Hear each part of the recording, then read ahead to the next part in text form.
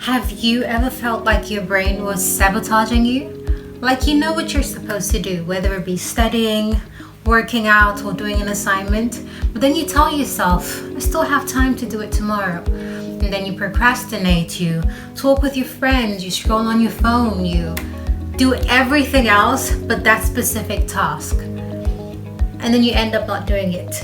Well, today I'm gonna share with you the ultimate brain hack that changed my life. This is not your typical motivational fluff.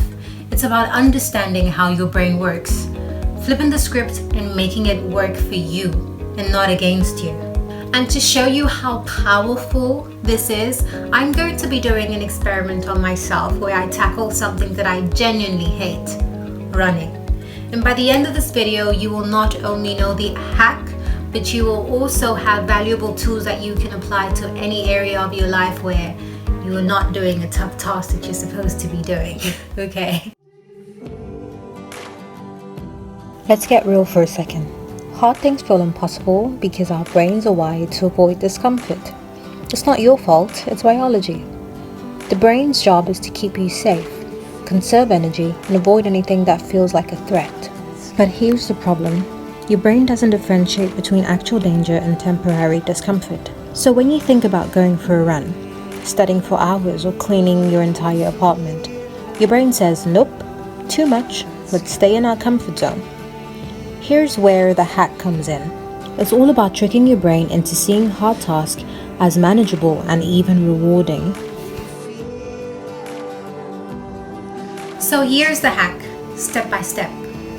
Number 1. Reframe the task. Don't focus on how hard it is, how exhausting it is, how much time it's going to take. Instead, ask yourself, what's the bigger picture? Why am I doing this? What is this going to benefit me? How is this going to benefit my life? Okay? For me, running was not, I didn't want to run because I wanted to be fit. Okay? Walking actually makes you lose more weight, but that's for a whole nother video. I wanted to push past the resistance. I think the last time I ran, I was trying to impress a boy who wanted to run with me, and I said a prayer before that run. That's how much I hate running. Even walking a far distance, I feel like it's such a heavy task for me to do, and it was just like, why am I so scared of running? So that was my why. Number two, break it down. I feel like big task overwhelms the brain and it makes it feel as though, oh, this is so big, I can't do this. But when you break it down, you give yourself little chunks of tasks to do that is not as much as looking at it from a large point of view, if that makes sense. So instead of, for me, running, no, I have to run 4 kilometers, 5 kilometers. It was like, I have to put on my shoe, okay? I have to pick a day or a time where the sun isn't shining so bright. Cool, I got that. I have to get some running clothes. Okay, cool, I get that. And then let's just start by walking, okay? After you start walking and then you get into the thick of things where, okay, let me start running a little pace by pace, okay? So by chunking it down into little bite sizes, you trick your brain into thinking, okay, maybe this is not so bad, you know, it doesn't look that exhausting, it doesn't look that time consuming, and then slowly you start to implement.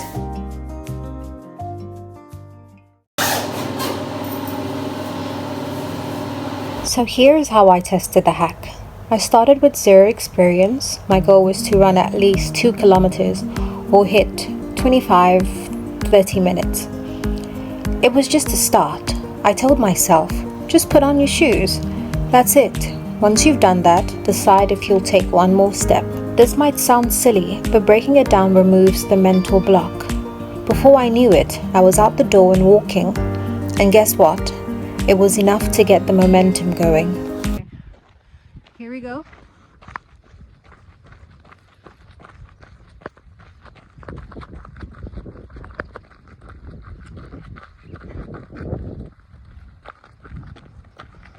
Have to keep in a good pace, otherwise I'm gonna get tired because I'm running on a hill.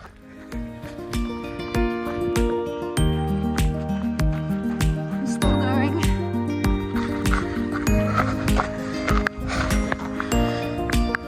I'm not gonna lie, this is really hard. But I keep telling myself, like, after 1 minute, I'm like, okay, let's try to see if we can go further. And then after another minute, I'm like, okay, just walk, but then we're gonna go again. So slowly, like, I find myself going further than I think I'd go, which is a good thing. But I'm not gonna lie, I'm freaking tired. So, did the hack work? Absolutely. Not only did I finish my run, but I felt a sense of accomplishment that I never expected. It wasn't about how fast or how far I ran. It was about proving to myself that I could take control of my mind. The experiment showed me something powerful. The hardest part of any task is just starting. Once you get past that, your brain starts to adapt and even cooperate. Let me break down why this works. Your brain operates on a reward system. It wants instant gratification. When you reframe the task and break it down, you're essentially giving your brain a small, achievable reward along the way. This activates dopamine, the feel-good chemical which motivates you to keep going. Over time, this builds a positive feedback loop, making hard tasks feel less intimidating. So here's how you can use this hack in your life. Number 1, I'm gonna read off my phone, so don't judge me. I can't remember everything. But yeah, number 1, you're going to pick a task that you have been avoiding for the longest time, okay? Number 2, ask yourself, what am I doing? Why am I doing this? What's the bigger purpose? Understanding why you're doing a specific task.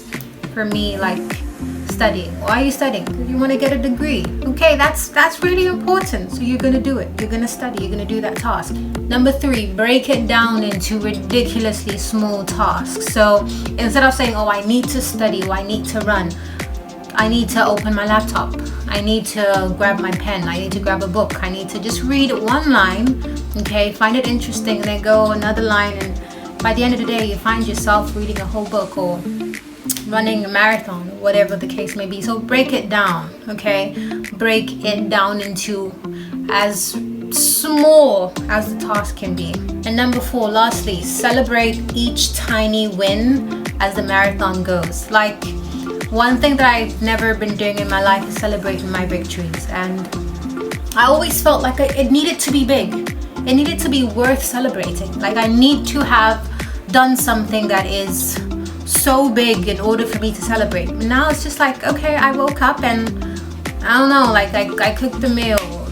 Okay, I always cook, but what can I celebrate? See, this is how hard it is for me. Like, I don't know, like anything that you have done that you haven't done in a long time. For me, the running was like something that was so big for me. So after that, I made something nice and I ate like a really nice meal. So that was my celebration. But pick something that you could do. Like, if you pass your TET test or your exam, like go for a walk, buy yourself some ice cream, like do something to tell yourself, hey, I like what you're doing, go in this direction, okay? Don't procrastinate, and your body and your mind literally feel like, okay, I'm getting reward, so I have to act right, you know?